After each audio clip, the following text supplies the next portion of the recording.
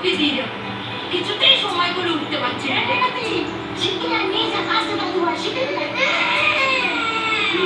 তোর ছোট থেকেই তো দেখতে ভালো মিষ্টি হয়। চিন্তার ওর মায়ের মুখটা কেটে বসানো। উঠতেছে ভালো কথা, সবার চলতেই না পেলেই হলো।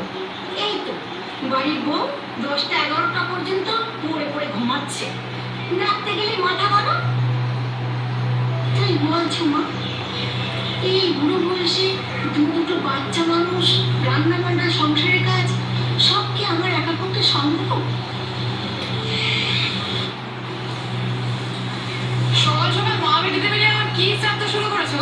এখন সকাল নেই অনু, 11টা বাজতে চললো। শুধু একটু বেটিতে মিলে আমার কি চাপটা শুরু করেছো? এখন সকাল নেই অনু, 11টা বাজতে চললো।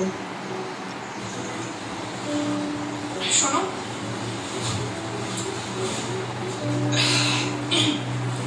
আমি যখনই ঘুম থেকে উঠি তখনই আমার কাছে সকাল।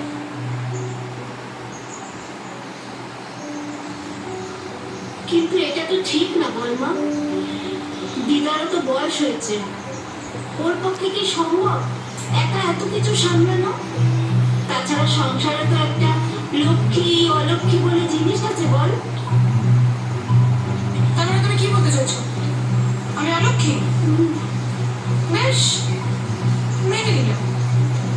মেনে নিলাম আমি অলক্ষ্মী, কিন্তু তুমি তো খুব লক্ষ্মীমন্ত মেয়ে।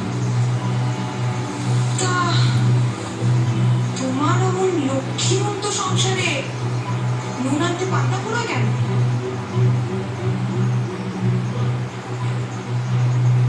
কেন প্রতি মাসে আমাদের বাড়িতে এসে হাত পাততে হয়?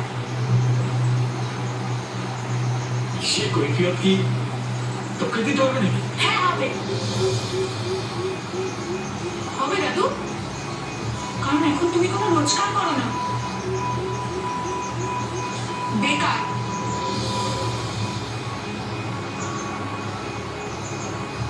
দেখো, মাসিকে মাসে মাসে যে টাকাটা দেওয়া হয় না, ওটা আমারই স্বামীর রক্ত জল করে রোজগার করা পয়সা। আর তোমরা ওকে ছোটবেলা থেকে মানুষ করেছো, তাই কৃতজ্ঞতার বসে তোমাদের খাওয়া পড়ার দায়িত্ব নিয়েছে। তাই বলে সবার দায়িত্ব তো আর নিতে পারবে না, তাই না? আমাকে তো সবার মধ্যে ফেলে দিবি। 10 বছরে তখন ছোট্ট মনি ওর মাকে ছেড়ে যখন এই বাড়িতে আসলো,